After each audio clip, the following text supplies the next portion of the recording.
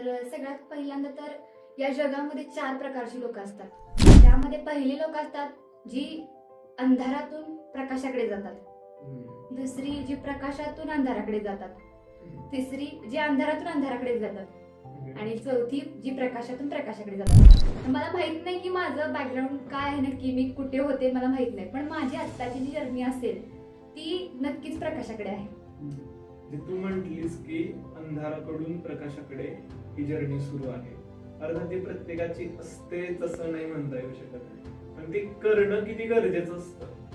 बहुतेक वेळा लोकांना अंधार आहे हेच माहिती नसतं. तर क्लायमेट चेंज नावाचा एक मोठा काय म्हणू शकतो राक्षस मानवाच्या मानगुटीवर बसलाय. राक्षसच म्हणतो, कारण we are about to extinct due to climate change. किती गरजेचं असतं, इग्नोरन्स माहिती असतं, अंधार माहिती असतं माणसाला. मला असं वाटतं ही गोष्ट खरंच महत्वाची आहे की माहिती असणं. म्हणजे त्यासाठीच तर म्हणते ना की आपण बोल्ड व्हावं. का व्हावं? जर आपल्याला माहितीच नसेल की आपण अंधारात आहोत तर आपण पुढचा मार्ग चालणार कसं आहोत. What is the importance of communication skill? Communication skill महत्वाचं अगदीच आहे. जर पुढच्या व्यक्तीला आपण काय आहोत समजून जर सांगायचं असेल तर ऑब्व्हियसली ते चांगलं असणं गरजेचं आहे. पण त्याच्या आधीची स्टेप जी आहे ती लिसनिंग स्किलची आहे. कम्युनिकेशनच्या आधी आपण जर लिसनिंग स्किल जर आपलं चांगलं केलं ना तर मला असं वाटतं की आपलं कम्युनिकेशन स्किल आपोआप चांगलं होईल. आता ज्या फील्डमध्ये मी काम करते तिथं जर मी गप्प बसून राहिले तर काय होणार आहे. जर लोकांचे प्रॉब्लेम सॉल्व्ह करायचे असतील किंवा त्यांच्या कोणत्या गोष्टीला हेल्प मला करायची असेल, जर मी व्यवस्थित बोलू शकत नसेल, मी कशासाठी आले हे त्यांना व्यवस्थित सांगू शकत नसेल किंवा त्यांना गाईड करू शकत नसेल, हे सगळ्या गोष्टी कम्युनिकेशनद्वारेच होतात. जे की ज्याला आपण नॉन व्हर्बल वर्बल या दोन्ही टाईपने होतात.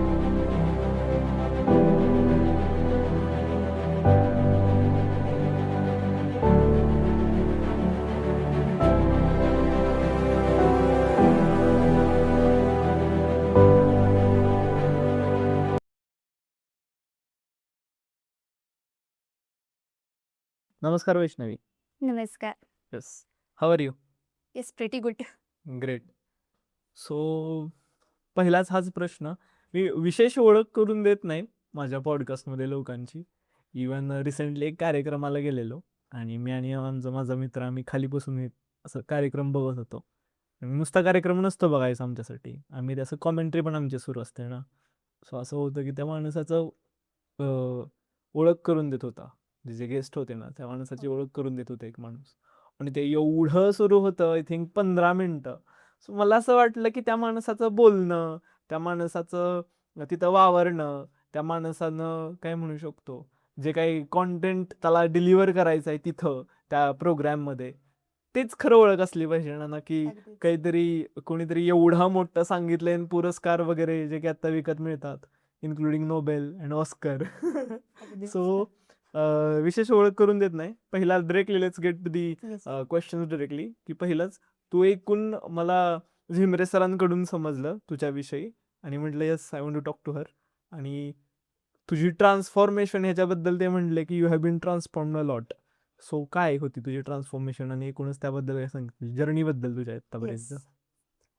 सगळ्यात पहिल्यांदा तर या जगामध्ये 4 प्रकारची लोक असतात. ओके. त्यामध्ये पहिली लोक असतात जी अंधारातून प्रकाशाकडे जातात. दुसरी जी प्रकाशातून अंधाराकडे जातात. तिसरी जी अंधारातून अंधाराकडे जातात ओके. आणि चौथी जी प्रकाशातून प्रकाशाकडे जातात. तर मला माहित नाही की माझं बॅकग्राऊंड काय आहे, नक्की मी कुठे होते मला माहित नाही, पण माझी आत्ताची जी जर्नी असेल ती नक्कीच प्रकाशाकडे आहे. आणि ही जी माझी आत्तापर्यंत ट्रान्सफॉर्मेशन जे आहे त्याच्यामध्ये एक साधी मुलगी आहे, कॉमन मुलगी आहे की जी कुठेतरी थोडीशी स्वतःवरती सेल्फ डाऊटेड होती, कुठेतरी स्वतःला कमी समजत होती, काही छोट्या मोठ्या इन्सिडेंट घडले असतील त्याच्यामुळे. तर अशी मुलगी की जी पुन्हा काही गोष्टी अजून अशा होतात की ज्याच्यामुळे ती स्वतःमध्ये पर्सनॅलिटीमध्ये चेंज करते आणि स्वतःला प्रूव्ह करायला जाते. म्हणजे थोडक्यात आपण असं म्हणूयात की ही जर्नी म्हणजे हू एम आय पासूनची ती this is who I am असा प्रवास आहे असं मला. ओके. सो जे तू म्हटलीस की अंधाराकडून प्रकाशाकडे ही जर्नी सुरू आहे, अर्थात ती प्रत्येकाची असतेच असं नाही म्हणता येऊ शकत आहे, पण ते करणं किती गरजेचं असतं.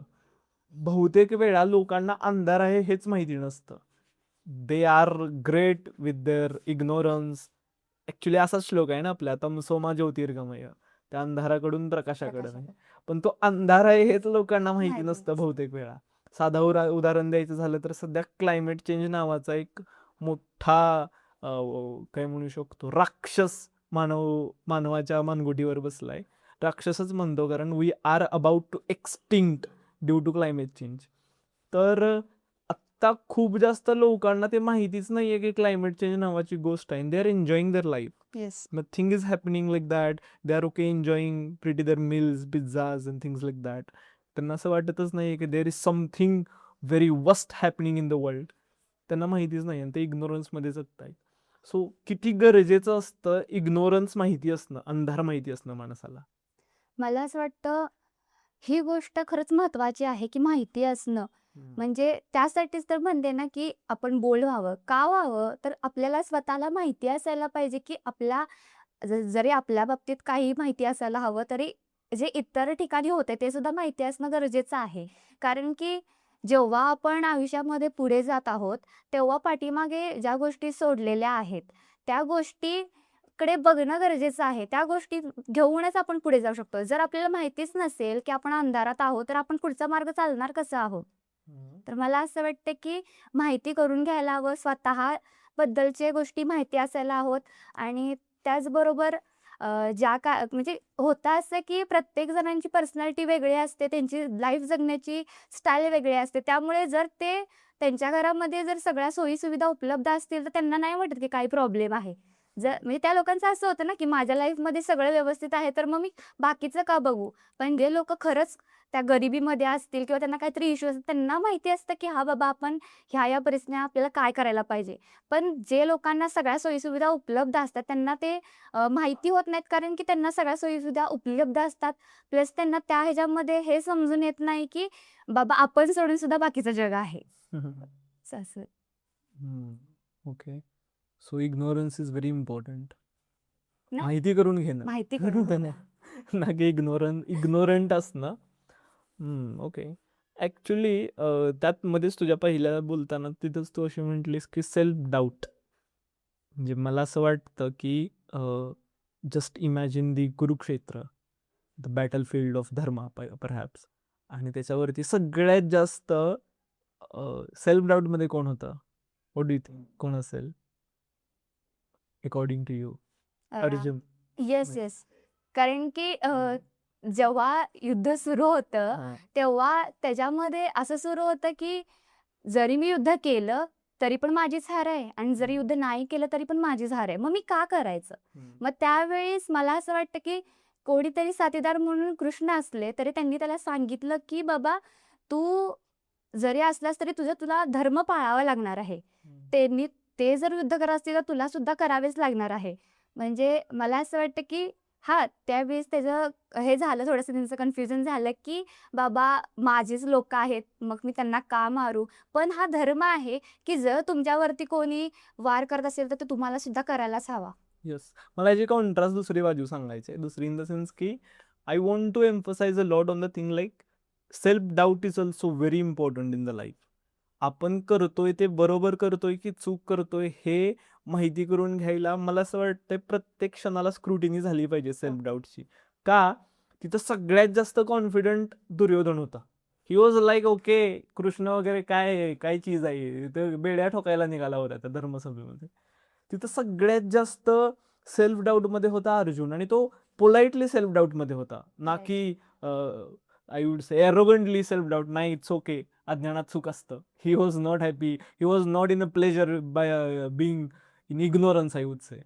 सो मला असं वाटतं की सेल्फ डाऊट उलट असला पाहिजे, तो स्क्रुटिनी केली पाहिजे त्याची प्रत्येक वेळी की am I really on right track. कारण नाही जर झालं आणि कम्प्लिटली आपण कॉन्फिडेंट असतो ना, तर मला असं वाटतं at the end it will be ended like Duryodhan, right? What do you think? काय म्हणायचं ह्याच्याविषयी? म्हणजे तुला काय वाटतं सेल्फ डाऊटचं इम्पॉर्टन्स? कारण तुला त्यावेळी वाटलं की yes, I am perhaps not having good track और not having good I would say life perhaps. So त्याच्यामुळे काहीतरी मनात चुकली पाल की ओके काहीतरी केलं पाहिजे, and the way became there, Yes. Right? So त्यावेळी झालेले जे सेल्फ डाऊट होते त्यामुळेच तर पुढे जाऊन मी हे करू शकले की बाबा तेच क्लिअर कुठेतरी करायचे होते आणि त्यातूनच ह्या वैष्णवीची निर्मिती झाली. What were the self doubts? काय काय होते? हेच की If मला you- नाही हां. जमणार किंवा हम्म. लोक मला हसतील, मला कोण काय बोलेल, मी जर पुढे गेले, काही बोलले, काहीतरी चुकीचं निघालं, तर अशा सगळ्या गोष्टी होत्या, की बाबा त्यावेळी झालेला जो इन्सिडेंट तुम्हाला मी सांगितला, की मला सगळ्यांच्या समोर मला हसले सगळे लोक. तर मग ती डोक्यामध्येच राहिलं, की बाबा नाही आपल्याला जमणार आहे कधीच हे करायला आणि त्या ह्याच्यामध्ये कुठेतरी मी पाठीमागे राहिले. पण जसं-जसं मी पुढे गेले, मी पुढचा तुम्हाला इन्सिडेंट सांगते, की मी 9th स्टँडर्डला असताना ज्यावेळी प्रतिनिधीचं ज्यावेळेस वोटिंग सुरू होतं, त्यावेळेस मी खूप कॉन्फिडन्सने गेले त्यावेळेस. की त्यावेळी पण मला तोच इन्सिडेंट आठवला, की नाही आपल्याला ॲक्सेप्ट करणार आणि तिथे जाऊन भरपूर नाही म्हणलं तरी 75-80% असा आमचा तो हे होता, पूर्ण आमचा वर्गपट होता आणि त्यांच्यासमोर बोलायचं होतं आणि वोटिंग म्हणलं की ते अशीच होती प्रोसेस, की तुम्ही बोला तिथे, तुमच्याबद्दल काय तुम्हाला सांगायचं ते मत मांडा आणि तिथे जर मुली इम्प्रेस झाल्या तर ते तुम्हाला वोट देणार.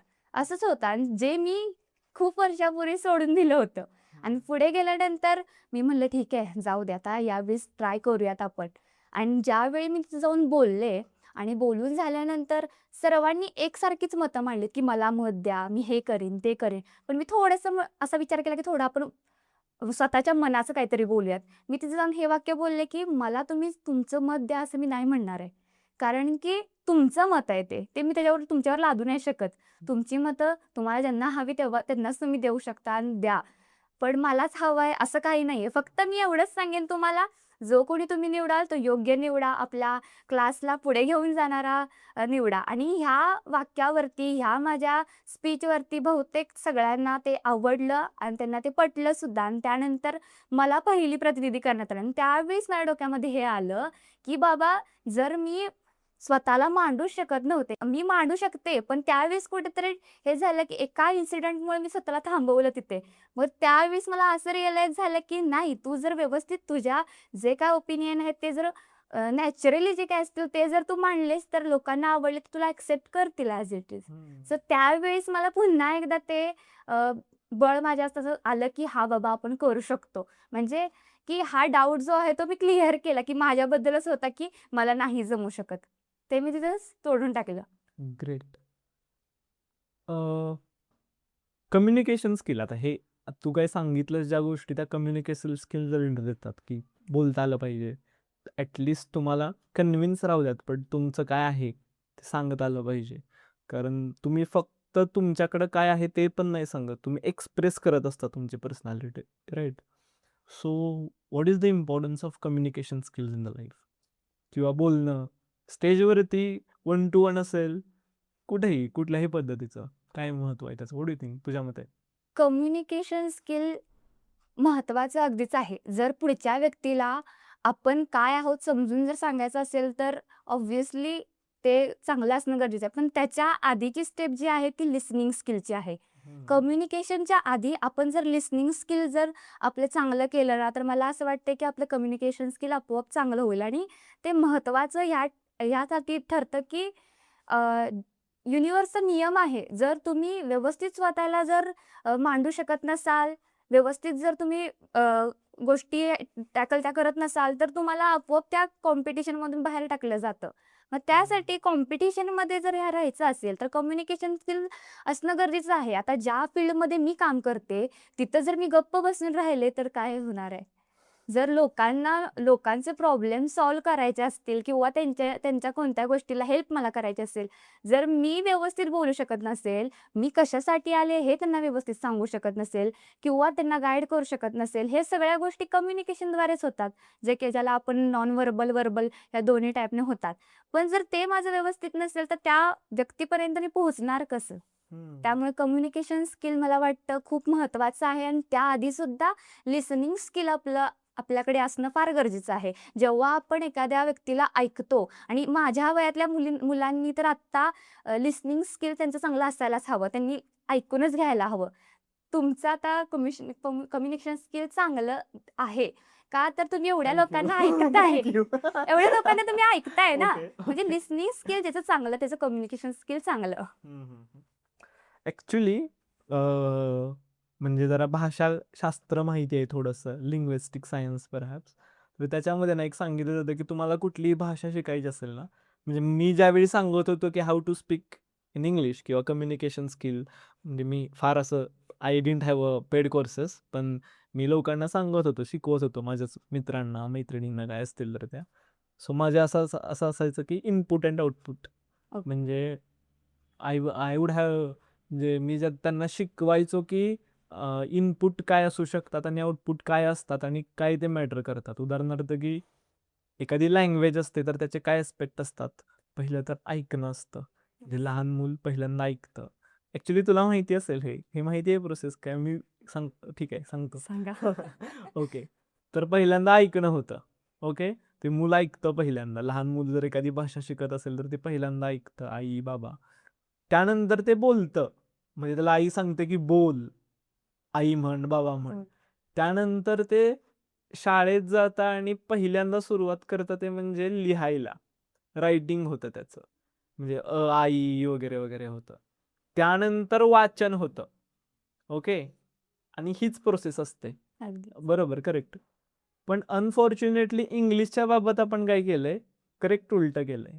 म्हणजे आपण पहिल्यांदा शाळेत जातो, एबीसीडी गिरवतो. लिहितो. लिहिणं सुरू होतं पहिल्यांदा. Right. त्यानंतर वाचायला शिकवलं जातं. शब्द हे बघा, ते बघा, ते बघा. ही प्रोसेस असते. त्यानंतर पहिलं लिहिणं झालं, वाचणं झालं. त्यानंतर लिसनिंग तर परहॅप्स नाहीच होत आपल्याकडं. होय, कारण अगदीच. आपल्याकडचे शिक्षक जे शिकवतात ते इंग्लिश नाहीत शिकवत. नाही. ते इंग्लिश शिकवतात. English in Marathi Marathi. असं असतं ते. करेक्ट. अगदीच. आणि बोलणं तर राहूनच जातं. ते कधीच आपण करत नाही. उलटी प्रोसेस केली आहे या सगळ्या इंग्लिशच्या बाबत. सो मला असं म्हणायचं आहे की ऐकणं, वाचणं ह्या इनपुट्स आहेत. तुम्ही ब्रेनमध्ये टाकताय आणि रायटिंग आणि कम्युनिकेशन Communication. बोलणं हे आउटपुट आहेत. कारण त्या त्यात तशा बाहेर पडतात. जेवढे चांगले आणि छान इनपुट्स असतील ना तुमचे, जेवढं छान ऐकणं असेल, तेही मॅटर करतं. तुझं तमिळ इंग्लिश ऐकायला गेलीस ना, म्हणजे तमिळ उदाहरणार्थ की डॉक्टर ए.पी.जे. अब्दुल कलाम यांचं इंग्लिश ऐकलंस ना, काही काळानंतर कंटिन्युअसली तूही त्याच टोनमध्ये बोलायला लागशील. कारण ते खूप इम्पॅक्ट पडतं बरोबर. ब्रेनवरती.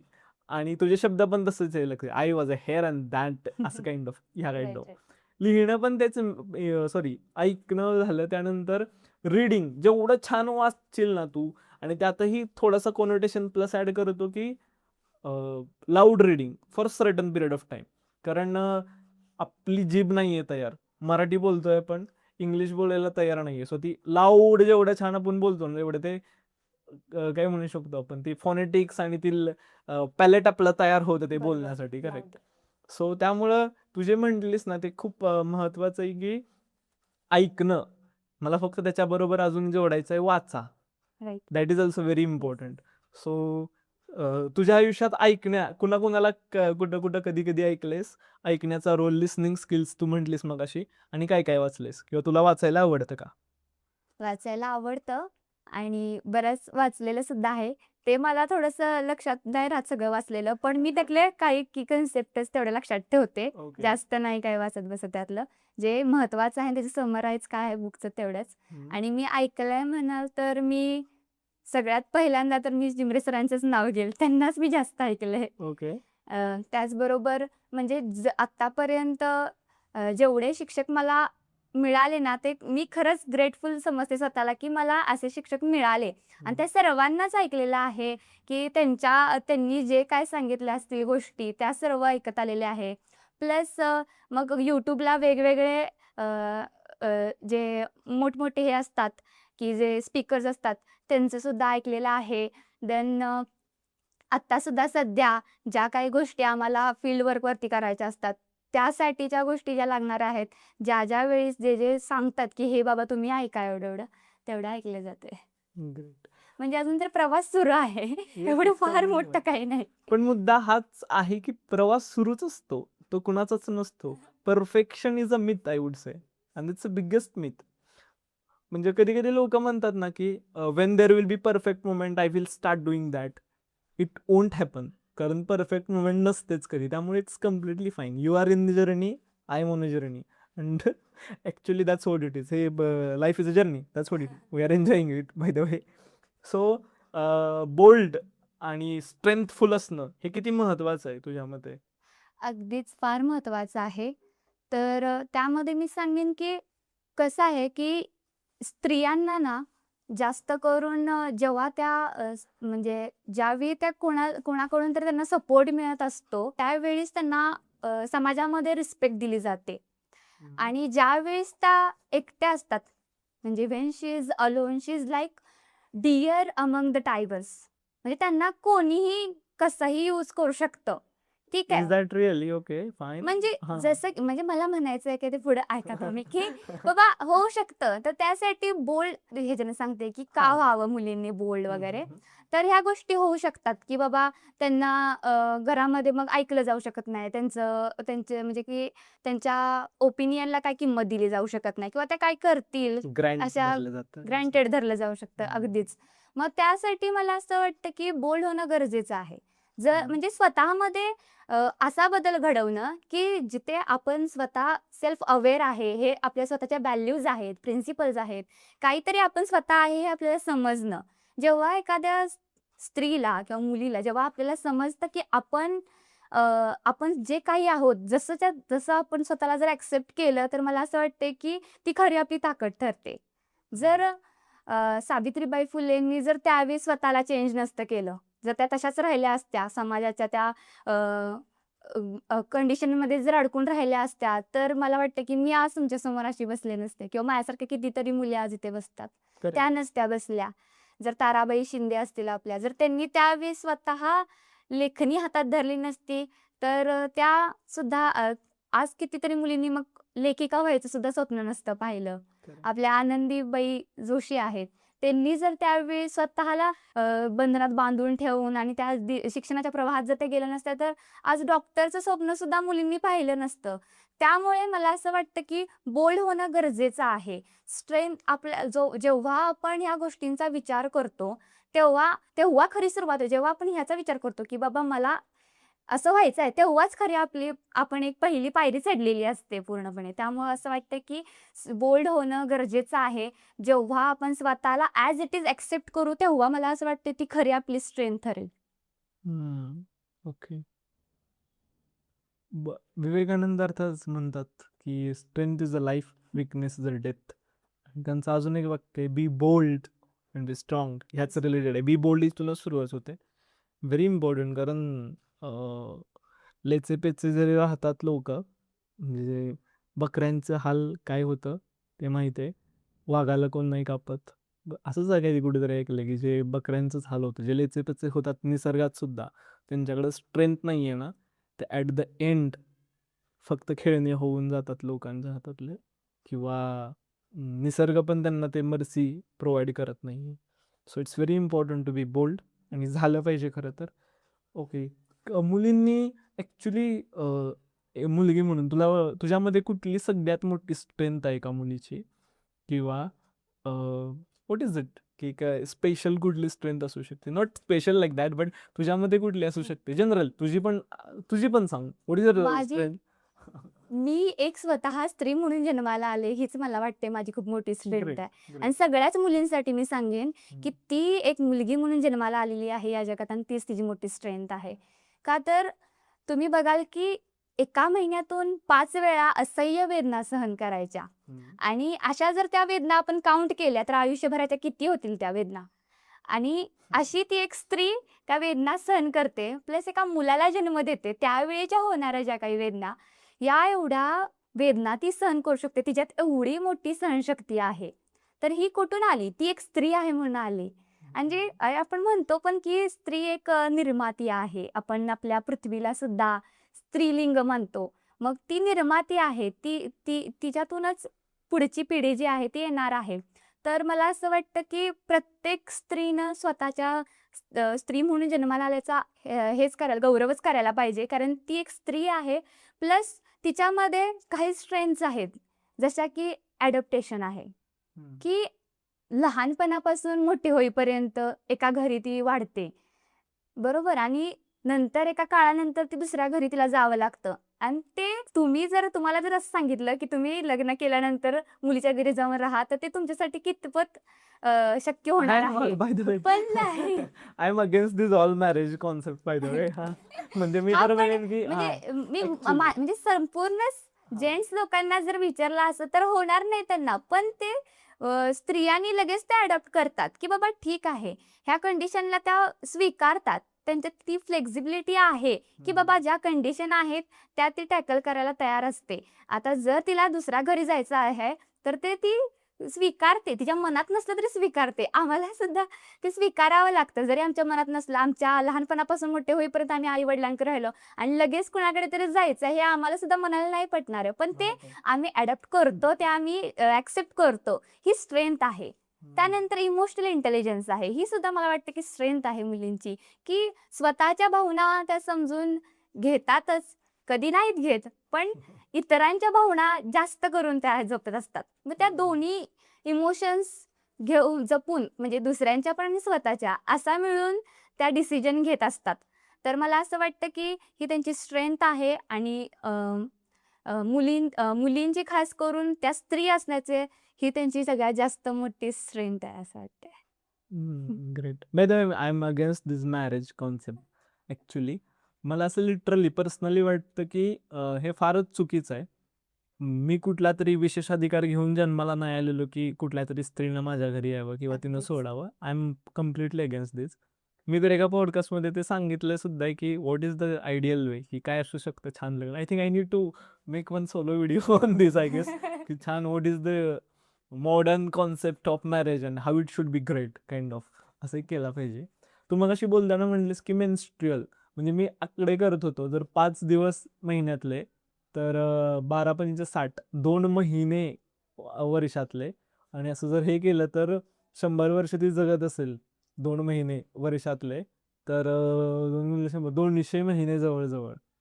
Is that right? हां, 200 महिने जवळजवळ ती एक पेणमधून जाते. 200 महिने म्हणजे जवळजवळ 17-18 वर्ष continuously. My God, this is so horrific आहे बाय द वे. खूप वाईट आहे. पण त्याच्यावर रिलेटेड एकच गोष्ट आली आहे की रिसेंटली एक सुप्रीम कोर्टाचं जजमेंट आहे की असं एक पेटिशन केली होती की there should be compulsory menstrual leave. तर काय वाटतं तुला, असली पाहिजे कंपल्सरी मेन्स्ट्रुअल लीव? असली पाहिजे की नसली पाहिजे? मी खुशी घेईन. ओके. की बाबा आहे त्या गोष्टीमध्ये थोडासा 5 दिवसांमध्ये होणारे जे काय त्रास आहे, तर तो आता मला माहिती असणार आहे, मी सुद्धा एक मुलगी आहे, तर त्या वेळामध्ये आरामाची गरज नक्कीच असते. मला असं वाटतं की पहिल्यांदा जे लोकं जे नियम टाकत होते ना, ते अगदी बरोबर होते, की स्त्रियांना कोणत्या गोष्टीला हात लावायचा नाही, काम करायचं नाही एका रूममध्ये. ते बरं होतं असं वाटतंय. कारण की ते एका थॉटने केलेल्या त्या गोष्टी होत्या, की बाबा की त्यावेळेस मंदिरं जी होती ती दूरपर्यंत होती आणि त्या ठिकाणपर्यंत डोंगरावरती त्या बाईनं जाणं त्यासाठी ते त्यावेळेस धोक्याचंच होतं. कारण प्राणी जे जनावरं असायची ते स्मेलला लगेच कॅप्चर करायचे. त्यामुळे त्यासाठी त्या लोकांना त्यावेळेस त्या बायकांना की मंदिरापासून लांब ठेवलं जात होतं. त्यांना आराम मिळावा या गोष्टीसाठी मला असं वाटतं की त्यावेळी जी त्यांना घातलेली बंधनं होती, एका रूममध्ये राहणं, आराम करणं, ही गोष्ट चांगली होती. मला असं वाटतंय की सुट्ट्या असतील तर छानच होईल. पण I want to again add here की ओके फाईन, जशी तिथं बंधनं होती तशीच आत्ता कंपन्या प्रायव्हेट आहेत, बरोबर. मग एका स्त्रीला मी हायर करणार नोकरीवरती, ती 5 दिवस नाही आहे महिन्यातली, तिला पगार सेमच द्यावा लागणार आहे कारण त्या पेड लिव्ज आहेत. तर मग मी एका पुरुषाला का नाही करणार? मग अशानं स्त्रियांवरती हे डिस्क्रिमिनेशन नाही का होणार? कारण प्रायव्हेट कंपन्या आहेत, बरोबर. Yes. So, अर्थात सुप्रीम कोर्ट नंतर म्हणला की ज्यांना हवे आहे त्यांना द्या, पण हां. कंपल्सरी नाही. ते कंपल्सरीसाठी होतं की द्याच सगळ्यांना. ओके. पण मला त्यानंतर असं वाटलं की नाही, ते डिस्क्रिमिनेशन खूप जास्त होईल. जसं समाजानं आतापर्यंत त्यांना मंदिरात नाही जाऊ दिलं, देवपूजा नाही करायची ही गोष्ट सांगितली ना, which is I feel bullshit. म्हणजे लिटरली हे नको कॉन्ट्रोवर्शियल हे लगेन, but it's okay, I don't have any problem with that. पण तसंच मग इथून पुढं होईल की डोंट हायर गर्ल्स और women because they take 5 days what you call off in a monthly base. ते नंतर मग खूप वाईट होईल कारण तीच मग प्रथा होऊन जाईल खूप जास्त. सो मला असं वाटतं की कंपल्सरी नसलंच पाहिजे, there should be voluntary. Yes. What do you think? हां. व्हॉलेंटरी असेल तरी चालेलच. म्हणजे कधी कधी असं पण होतं की काही लोकांना जास्त त्रास होतो, करेक्ट. वेगवेगळ्या बॉडीज I असतात, काही accept that. लोकांना जास्त त्रास होतो, काहींना कमी होतं. बाय द वे हे मला पण अजून हे राहते की how one woman should tackle her menstrual cycle very well so that she can not go for a like very severe pain. काय म्हणायचं तुला की खूप जास्त पेन होऊ नये यासाठी तिनं काय करू शकते तिच्या मेन्स्ट्रुअल सायकलमध्ये, म्हणजे व्हॉट शी कॅन डू. म्हणजे मला माहिती आहे पण तू सांग. तर बापरे, मला नाही What do you माहिती. think? म्हणजे जसं की आराम वगैरे ठीक आहे, म्हणजे ते डॉक्टरचा आता रेफरन्सवर प्रत्येकाची बॉडी वेगळी आणि प्रत्येकाला Correct. होणारे त्रास वेगळे आहेत पण ऑब्व्हियसली. प्रिकॉशन्स काय त्यामुळे घेऊ शकतो आपण जेणेकरून ते सोपं असेल, म्हणजे ते ऍटलिस्ट एवढं अनबेअरेबल नाही होणार की तुम्ही झोपूनच पडलाय खूप जास्त किंवा आता करताच येत नाहीये काही. काही आम्ही तरी म्हणजे पाण्याची पिशवी वगैरे लावणं किंवा थोडासा रेस्ट करणं हेच मी तर मला जास्त त्यातलं नाही काय एवढं ओके. माहित. मला असं वाटतं की मी ऐकलेलं आहे आता ॲथलीट्स असतात, फिमेल ॲथलीट्स, करेक्ट, म्हणजे बॉडीची स्ट्रेंथ वाढवणे it's a physical process, right. आणि फिजिकल म्हणून ते मेंटल त्यानंतर इम्पॅक्ट पडतो because we are psychosomatic beings, right. मन आणि बॉडी एकत्रितरित्या काम करत असते, करेक्ट. सो सायकोसोमॅटिक बिंग असल्यामुळं ज्यावेळी मेन्स्ट्रुअल सायकल म्हणजे येतात ना त्यावेळी ते फिमेल ॲथलीट्सला वगैरे पण येतात, पण त्यांच्यासाठी ते फार बिअरेबल नसावं किंवा नसतं असं मी ऐकलंय किंवा स्टडीज ऐकल्यात, कारण there body is ready to handle that I would say pain. कारण जेवढे स्ट्रेंथ वाढवायला बॉडीची ना, सो ते असं सांगितलं जातं की गो फॉर क्रंचेस, पोटाचे व्यायाम, त्यानंतर वजन कमी असणं, त्यानंतर लीन असणं, प्रॉपर बॉडी व्यवस्थितरित्या फिट असणं, खूप जास्त व्यायामात असणं, स्पेशली कार्डिओव्हास्क्युलर ऍक्टिव्हिटीज असणं, ह्या गोष्टी मला वाटते खूप जास्त छान इम्पॅक्ट पडतील त्याच्यावरती. So I think this things will help. What do you think? Yes. त्या गोष्टीवर जास्त नाही माहिती. ग्रेट. ओके. सो तू MSW करतेस सध्या. MSW is master in social work, is that right? Fine. So काय असतं MSW? ते का करावं? म्हणजे सोशल वर्क करायचे तर मी I should start like that only. This is social work, nothing but. अगदीच. MSW का करावं? यामध्ये पण 2 टाइप्स पडतात आपले, की एक म्हणजे ट्रॅडिशनल सोशल वर्क आणि दुसरं म्हणजे हे प्रोफेशनल सोशल वर्क. आता ट्रॅडिशनल सोशल वर्कमध्ये जे आत्ता कोणी करत नाही बऱ्यापैकी, पण जे ज्योतिबा फुलेंनी केलं, डॉक्टर बाबासाहेब आंबेडकरांनी केलं, सावित्रीबाई फुलेंनी केलं, हे ट्रॅडिशनलमध्ये येतं. की डॉक्टर बाबासाहेब आंबेडकरांचा एक इन्सिडेंट पण आपल्याला माहिती आहे की रमाबाईंनी त्यांनी दिलेल्या 100 रुपयातून त्यांच्या मुलांसाठी कपडे वगैरे घेतली होती आणि त्यावेळेस डॉक्टर बाबासाहेब आंबेडकर फार चिडले होते की एवढे उधाळ का केलीत तुम्ही, म्हणून हे पैसे मी आपल्यासाठी नाही तर जनतेच्या सुखासाठी मी कमवतोय, मला ह्यातून शिकायचं आहे आणि पुढे त्यांना त्यांच्या गोष्टी त्यांना न्याय द्यायचा आहे, त्यांना त्यांच्या सोयीसुविधा उपलब्ध करून द्यायच्या आहेत, आपल्यासाठी हे नाहीये. तर हे मला वाटतं की ते ट्रेडिशनलमध्ये येतं हे, की तिथं ज्याचा स्वतःचा काहीही स्वार्थ नसतो, पूर्णपणे समाजासाठी हे दिलं जातं आणि हे ट्रॅडिशनल सोशल वर्क म्हणून ओळखलं जातं. आणि प्रोफेशनलमध्ये जी व्यक्ती काम करणार असते तिला त्या कामाचा मोबदला द्यावा लागतो. आणि ह्यामध्ये कसं होतं की एक सिस्टमॅटिक आणि प्रोफेशनल मेथड्सचा यूज करून हे सोशल वर्क केलं जातं. काही मेथड्स आहेत त्याच्या आणि त्या मेथड्सचा यूज करून लोकांपर्यंत पोहोचलं जातं. आणि त्याच्यामध्ये सुद्धा फक्त हेल्प करणं हा उद्देश नाहीये, तर जे लोक आहेत त्यांना इंडिपेंडंट बनवायचं आहे आणि त्यांना स्वतःच्या ज्या ॲबिलिटीज आहेत त्या त्यांना दाखवून द्यायच्या आहेत. एक सोशल वर्कर एखाद्या व्यक्तीचा कोणताच प्रॉब्लेम सॉल्व्ह करू शकत नाही. म्हणजे आपण एकमेकांचा कोणाचा जरी प्रॉब्लेम सॉल्व्ह करायला गेलो तर हा सॉल्व्ह होणारच नाहीये. जी ती व्यक्ती आहे ती स्वतःचे प्रॉब्लेम सॉल्व्ह करू शकते. फक्त तिथे गोष्ट अशी येते की सोशल वर्करचा रोल काय, तर त्या व्यक्तीला स्वतःचीच प्रॉब्लेम जे काय असतील किंवा स्वतःची मदत स्वतः त्याने स्वतःला करावी यासाठी सोशल वर्कर त्याला हेल्प करत असतो. वाव, थोडक्यात ही अशी हे खूप कन्सेप्ट आहे. छान आहे. स्वतःचा प्रॉब्लेम स्वतः, आय लाईक दॅट अगदी. बिकॉज बुद्धांचा शेवटचा उद्देश हा होता की Yes, अप्पोरिपो भव, हा, be the Never light own. टू युअर सेल्फ. Yes. म्हणजे स्वतःचा प्रकाश स्वतः बना. स्वतः बना. It's really great, important. बहुतेक त्यांना हेच माहिती असेल की त्यांना he was a great social worker for me in my point of view, by the way. तर त्यांना ते असं वाटलं असेल मे बी की त्यांच्यासाठी पण किंवा जगातल्या लोकांसाठी की nobody will help you unless and until you are helping your self, Yes. You are ready to help yourself. Is that right? So त्यामुळे आय थिंक ते खूप छान आहे. पोदीपो भव, that's Yes, very yes, important. Appodipo. Absolutely right. तुझ्यामध्ये सगळ्यात जगातलं भारी महत्वाचं उत्तम सोशल वर्क कुठलं? मला सरांनी एक स्टोरी सांगितली होती, ती मी हम्म. सांगेन तुम्हाला. ओके. फोर्ड कंपनी, जी कार कंपनी आहे, त्याचे मालक होते. हा हा फोर्ड ओके. हा. कंपनीचे मालक. हम्म. तर त्यांनी काय केलं होतं, त्यांना CEO नेमायचा होता आणि त्यांनी टॉप 10 युनिव्हर्सिटीमधील 2 लोकांना त्यांनी सिलेक्ट केलं होतं त्या इंटरव्ह्यूसाठी. तर मग ते एका हॉटेलमध्ये जातात आणि त्या दोघांना घेऊन मालक ते आणि जातात, पूर्ण त्यांच्याबरोबर टाइम स्पेंड करतात. सगळं होतं आणि नंतर बाहेर फायनल त्यामध्ये एकही क्वेश्चन त्यांनी एकमेकांना विचारत नाहीत. कुठलाच प्रश्न उत्तराचा काहीही ते होत नाही आणि त्यानंतर मग बाहेर आल्यानंतर ते एका व्यक्तीच्या, त्या दोघांपैकी एका व्यक्तीच्या खांद्यावर हात ठेवतात आणि बोलतात की तू सिलेक्ट झालायस. हम्म. तर मग ह्याच्यामध्ये दुसरा जो असतो तो एक्साइटिंगमध्ये म्हणतो की तुम्ही तर आम्हाला काहीच नाही विचारलं, मग याला तुम्ही सिलेक्ट कसं केलं? तर मग त्यावेळेस ते सांगतात की ज्यावेळी आपण आतमध्ये जात होतो, हम्म. त्यावेळेस इतर लोक जे कोणी होते, हम्म. जे त्यांच्या स्वागताला उभे राहिले असतील हम्म. किंवा अजून कोण लोक असतील, त्यांना तो ग्रीट करत होता. ओके. ते म्हणतात की त्याने त्या सगळ्यांना ग्रीट केलं. मात्र तू काय केलंस? तू माझ्याच डिग्निटीमध्ये पुढे-पुढे चालत आलास.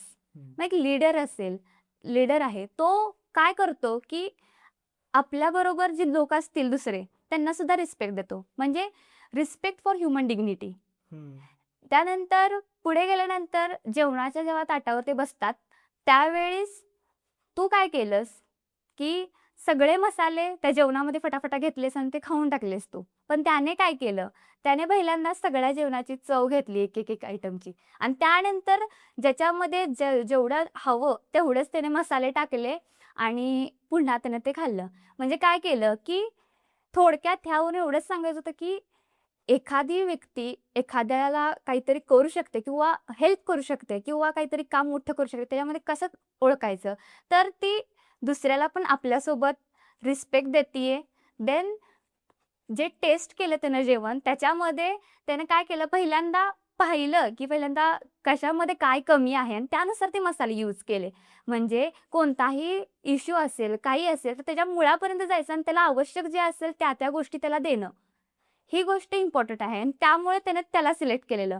तर मला असं वाटतं की अशीच गोष्ट असावी, जे काही इश्यूज असतील त्याच्यामध्ये जे ते हवं असेल, ज्या पद्धतीनं हवं असेल किंवा जेवढं हवं असेल तेवढंच यूज करून ते करावं आणि त्याच्यामध्ये मला असं वाटतं की हे जे असेल ना काम मी जर केलं ना, तर हे माझ्यासाठी मोठं सोशल वर्क ठरेल. आणि त्याच्यामध्येच की ज्या ॲबिलिटीज लोकांना माहिती नाहीये स्वतःच्या, त्या दबवून ठेवल्या जातात, त्यांना डिपेंडंट बनवायचं नाहीये मला त्यांना स्वतःची जी क्षमता आहे ती त्यांना मला दाखवून द्यायची आहे. मला त्यांना शिकवायचं आहे हे की ते स्वतःही त्यांच्या पायावरती उभे राहू शकतात. हे जस्ट मला असं वाटतं की हेच माझ्यासाठी सगळ्यात मोठं सोशल वर्क असेल. ग्रेट. खूपच छान हं. हे की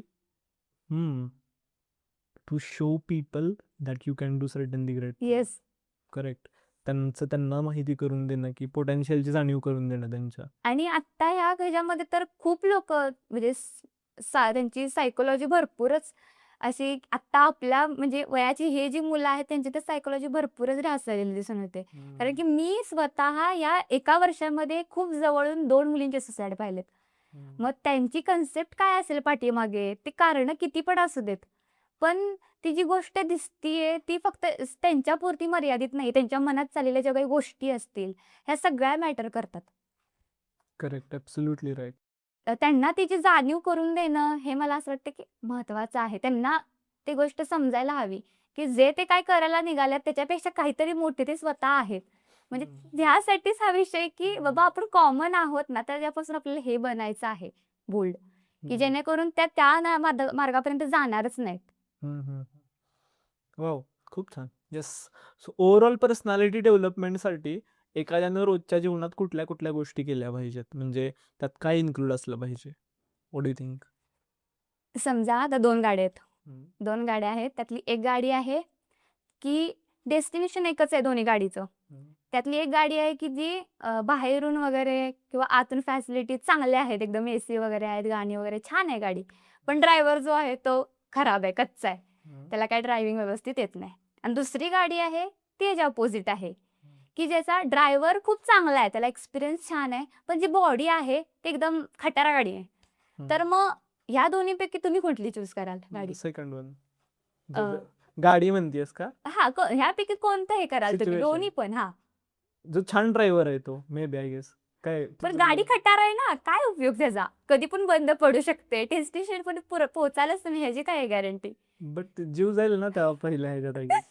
दोन्ही सुद्धा आपण म्हणू शकतो की दोन्ही सुद्धा काय उपयोगाचे नाहीत. हम्म. ह्याचा अर्थ म्हणजे ओके मी जीवाच्या म्हटलं पण याचा दोन्हीचा पण उपयोग नाही, कारण की गाडी म्हणजे आपली फिजिकल हेल्थ आणि ड्रायव्हर म्हणजे आपली मेंटल हेल्थ. या दोन्ही गोष्टी चांगल्या असल्या पाहिजेत. जेव्हा आपण पर्सनल डेव्हलपमेंट बद्दल बोलतो त्यावेळेस आपली फिजिकल हेल्थ आणि मेंटल हेल्थ दोन्ही चांगल्या असणं आवश्यक आहे.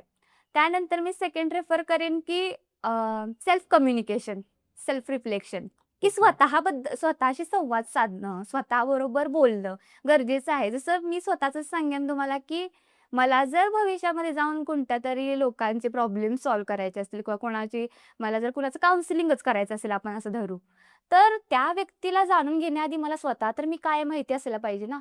जर मला माहिती नसेल मी काय आहे, माझ्यात काय दोष आहेत किंवा काही चांगल्या गोष्टी आहेत, हेच जर मला माहित नसेल, मी काय आहे हे जर मला माहित नसेल, तर मग मला वाटते की पुढच्या व्यक्तीला पण आपण काही हेल्प करू शकत नाही. त्यामुळे सेल्फ कम्युनिकेशन असणं, सेल्फ रिफ्लेक्शन असणं गरजेचं आहे. स्वतःबद्दल माहिती असणं गरजेचं आहे. थर्ड मी गोष्ट रेफर करेन की आपलं कम्युनिकेशन स्किल आणि लिसनिंग स्किल, हे मगाशीच आपलं डिस्कशन झालं त्या पद्धतीने स्किल आपल्या पर्सनॅलिटी डेव्हलपमेंटमध्ये ह्या दोन्ही सुद्धा गोष्टी तितक्यात महत्त्वाच्या आहेत. तर अजून मी सांगेन की तुम्ही मगाशी पण म्हणालात की बी पॉझिटिव्ह. तर मी थोडंसं विरुद्ध म्हणते याच्या, की तुम्ही प्रत्येक वेळी बी पॉझिटिव्ह म्हणता, निगेटिव्ह गोष्टी आल्या तर प्रॉब्लेम काय? आपल्या ज्या भावना आहेत त्याला रिस्पेक्ट द्यायलाच हवी ना. निगेटिव्ह सुद्धा आपली भावनाच आहे की ती सुद्धा. जर निगेटिव्ह थॉट येत असतील तर येऊ द्यात की त्यांना तुम्ही पूर्णपणे काढून टाकण्याचा का विचार करताय? जसं दुःख आहे म्हणून सुखाला काहीतरी किंमत आहे, तसं जर ती निगेटिव्हिटी असेल तर त्या निगेटिव्हिटीला आपण कुठेतरी दूर सारून जाऊनच पॉझिटिव्हिटीकडे जाणार आहोत ना. सो मला असं वाटतं की निगेटिव्ह थॉट येत असतील तर येऊ द्यात, त्यांना वेलकम करा त्यांचं. जेव्हा आपण एखाद्या एक्सपिरियन्स मधून जातोय तेव्हाच आपल्याला समजणार आहे की ती निगेटिव्हिटी ऍक्च्युअली नव्हती, आपण पॉझिटिव्हिटीकडे जाणार आहोत. सो मला असं वाटतं की आपल्या फिलिंग्सला तेवढाच आपण म्हणजे की रिस्पेक्ट द्यायला हवा. म्हणजे हे मला कशातून समजलं, ह्या मागच्याच म्हणजे ह्याच फर्स्ट इयरला असताना फर्स्ट सेमिस्टरमध्ये माझं असं झालेलं की उद्या माझी वायवा आहे आणि मला आदल्या दिवशी फार टेन्शन आलं होतं, फार निगेटिव्ह थॉट्स येत होते, मला येईल का नाही, किंवा मला खूप साऱ्या मुलींनी सांगितलं होतं सेकंड इयरच्या की फार अवघड असतं, हे असे क्वेश्चन विचारतात, बाहेरचे येतात लोक विचारायला. तर माझ्या डोक्यात असे विचार चालू होते की माझे HOD असणार आहेत, माझे फील्डवर्क सुपरवायझर असणार आहेत, त्यांच्यासमोर माझी थुतू होईल, असं माझ्या डोक्यामध्ये म्हणजे फार निगेटिव्ह माझं थिंकिंग सुरू होतं. त्यामध्ये मी माझ्या पप्पांना फोन केला आणि ढसा रडायला लागले की मला जमत नाहीये, जसं होतंय तर व्हायला पाहिजे तसं होत नाहीये. तर तेव्हा ते पप्पा मला एकच वाक्य म्हणाले की तू लर्निंग झोनमध्ये आहेस बेटा, एवढंच लक्षात ठेव. बाकी काहीच विचार करू नकोस, त्याचा काय आउटकम असेल त्याचा काहीच विचार करू नकोस, तू जस्ट एवढंच लक्षात ठेव, तू लर्निंग झोनमध्ये आहे, तिथं कमी जास्त होणार. ठीक आहे म्हटलं. त्याच्याने पण मी काय पॉझिटिव्ह झाले नाही. एका वाक्यावरती पॉझिटिव्ह कसं होणार आहे? तुमच्या घरातच जर चोरी झाली तर तुम्ही पॉझिटिव्ह काय राहणार आहे त्याच्यामध्ये? असं पण आहे ना. मग मी त्यावेळेस काही जास्त पॉझिटिव्ह नाही झाले. सेकंड डेला ज्यावेळेस माझा वायवा झाला, त्यानंतर मी एकदम स्माईल देऊन बाहेर आलेले. कारण ते सर मला म्हणलेले की तुझं शेवटपर्यंत स्पिरिट असंच ठेव वैष्णवी, राजा, अशा गोष्टी बोलत ते माझ्याशी खूप छान बोललेले आणि त्यांनी मला सांगितलं की तू असं स्पिरिट ठेव तुझं. मग त्या गोष्टी ऐकल्यानंतर जेव्हा मी बाहेर पडले, त्यावेळी मी पहिल्यांदा फोन पप्पांना केला. पप्पा की मी एवढे जर समजत होते तेवढं नव्हतंच. मग हे जर कधी मला कळालं, जर मी तो निगेटिव्ह थॉट केलाच नसता, तर मला समजलंच नसतं की ह्या गोष्टी अशा आहेत. त्यामुळे मला असं वाटतं की आपल्या ज्या काही फिलिंग्ज असतील त्यांना आपण रिस्पेक्ट द्यायलाच हवा. जर आपल्याला भीती वाटते तर वाटू दे. त्या झोनमधून गेल्यानंतर एका ठिकाणी पुन्हा आपल्याला वाटणारी सेफ्टी असणार आहे. निगेटिव्ह थॉट येत असतील येऊ देत. त्यानंतर आपल्याला पॉझिटिव्हिटी मिळणारच आहे 100%. तर असं मला वाटतं. फक्त त्याच्यामध्ये जर राग हा गोष्ट असेल तर त्यावरती मात्र थोडासा आपल्याला वेळ घ्यायला हवा. तो विचार तिथे थोडासा त्याला म्हणजे की एक थोडंसं राग जर गोष्ट हे असेल पर्सनॅलिटी डेव्हलपमेंटमध्ये सुद्धा, की जर राग तुम्हाला जास्त येत असेल तर या गोष्टीसाठी थोडंसं तुम्ही ब्रेक घ्या. की म्हणजे रशियाचे एक जॉर्ज म्हणून सरनेम मला आठवत नाही, पण जॉर्ज नावाचे एक हे आहे क्रांतिकारक होता. तर त्यांनी जॉर्ज त्याच्या ऑरवेल? नाही नाही जॉर्ज ऑरवेल नाही. तर लेखक होते ठीक ते आहे. लेखक होते हा. ते ब्रिटिश येते हा ठीक आहे. त्यांनी त्यांच्या मुलाला असं सांगितलं होतं की तुला जेव्हा राग येईल ना तेव्हा तू फक्त एकच गोष्ट करायची, पोस्टपोन कर तुझा राग. म्हणजे काय कर, ज्याचा राग आलाय तुला त्याला म्हणा मी 24 तासाने तुला भेटतो. 24 तासाने जर तुम्ही त्या व्यक्तीच्या समोर जर तुमचा राग गेलेला असतो, 24 तासाचा काळ म्हणजे खूप मोठा काळ झाला. त्यामध्ये आपल्या बरोबर खूप काही गोष्टी घडलेल्या असतात. खूप गोष्टी आपण विचार केलेल्या असतात. तर त्याच्यामध्ये तो राग राहतच नाही. मग असं जर आपण कंट्रोल जर रागावरती ह्या पद्धतीनं जर केला तर मला वाटतं की एखाद्याचा मर्डर सुद्धा थांबवू शकतो. ग्रेट. तर पर्सनॅलिटी डेव्हलपमेंटमध्ये मला वाटतं की ही सुद्धा गोष्ट फार महत्त्वाची आहे आणि फिलिंग्सना आपला रिस्पेक्ट देणं महत्त्वाचं आहे. तर ह्या गोष्टी जर आपण केल्या तर नक्कीच आपली पर्सनॅलिटी डेव्हलप होऊ शकते. त्याचबरोबर आपण कंटिन्युअस लर्निंग न्यू थिंग्स ही गोष्ट सुद्धा करायला हवी, की बाबा वेगवेगळ्या म्हणजे आपण त्यामध्ये आपण रीडिंग वगैरे करू शकतो. काही स्किल असतील आपले तर त्याच्यामध्ये आपल्याला काय आवडत असेल अशा गोष्टींमध्ये टाइम स्पेंड करू शकतो. किंवा ह्या गोष्टी जर रोज रोज रोज आपण नवीन नवीन जर आपल्यात टाकत गेलो तर ऑब्व्हियसली आपल्याला अजून आपली पर्सनॅलिटी ग्लो करेल.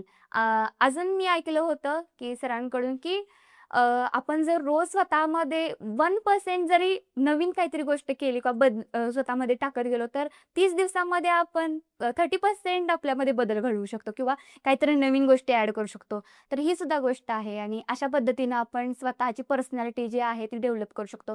बाकी प्रत्येकाची पर्सनॅलिटी वेगळी आहे आणि त्याचे वेज सुद्धा वेगवेगळे असू शकतात, की एखाद्याला रीडिंग आवडतेच असं नाही, पण दुसऱ्या वेळेने सुद्धा तो स्वतःची पर्सनॅलिटी नुसतं ऐकून, लोकांची गोष्ट ऐकून पण करू शकतो. Correct. Yes great. Last remark. Last remark. या काय सांगशील जसं शेवटी? मगाशीच आपलं बुद्धांचं बोलणं झालं, की लास्टला ज्यावेळी त्यांचं महानिर्वाण होतं, त्यावेळेस त्यांनी बोललेली जी गोष्ट होती, तर त्याच्यामध्ये पण विचार करण्याची गोष्ट आहे, की बाबा सगळ्यांनी आपापले जे काय आहेत गोष्टी, त्या स्वतःलाच करायच्या आहेत. स्वतःची इन्स्पिरेशन स्वतःलाच बनायचं आहे. कोणीच इथं एकमेकांची इन्स्पिरेशन बनू शकत नाही. आपले आयडल्स काय-काय लोक बनवतात, की जसं की शिवाजी महाराज माझे आयडल आहेत किंवा डॉक्टर बाबासाहेब आंबेडकर माझे आयडल आहेत. असा विचार करून आपण काही गोष्टी करत असतो. त्यांना आदर्श मानून त्या गोष्टी करणं. पण त्या गोष्टी आदर्श ही गोष्ट खूप मोठी आहे असं मला वाटतं. आपण फक्त त्यांचे विचार घ्यायला हवेत आणि त्यामुळे मला असं वाटतं, की आपण जस्ट स्वतःवरती विश्वास ठेवायला हवा. स्वतः चेंज करू शकतो किंवा स्वतःच्या ज्या गोष्टी आहेत म्हणजे सेल्फ अवेअर होऊ शकतो आपण. त्यानंतर be confident, be aware, be yourself आणि सगळ्यात महत्त्वाचं म्हणजे अनस्टॉपेबल आपण व्हायला हवं. कोणतीही गोष्ट मिळाली आहे, की तिथं थांबवायला नाही पाहिजे. एवढी मोठी लाईफ आहे आपली, तर एक गोष्ट करून मला वाटतं की नाही थांबायला हवं. आपण खूप गोष्टी वेगवेगळ्या ट्राय करायला पाहिजेत आणि एवढी छान जर लाईफ आहे, तर ती आईस्क्रीमसारखी आपण म्हणतो की लाईफ आहे, की वितळण्याच्या अगोदर ती खाल्ली पाहिजे. त्यामुळे मला वाटतं की जर एवढी छान लाईफ आहे आणि मुलींसाठी स्पेशली मी हे सांगेन की तुम्ही प्रत्येक मुलीमध्ये एक बोल्ड आणि एक स्ट्राँग व्हर्जन असतं. फक्त ते ओळखणं गरजेचं आहे आणि ज्या त्यावेळी जर ते आपण ओळखलं, तर आपण मुली तुफान करू शकतात. Yeah, yes. literally. So yes, it was nice talking to you, and thanks for your time. Thank you. Thank you. Your time.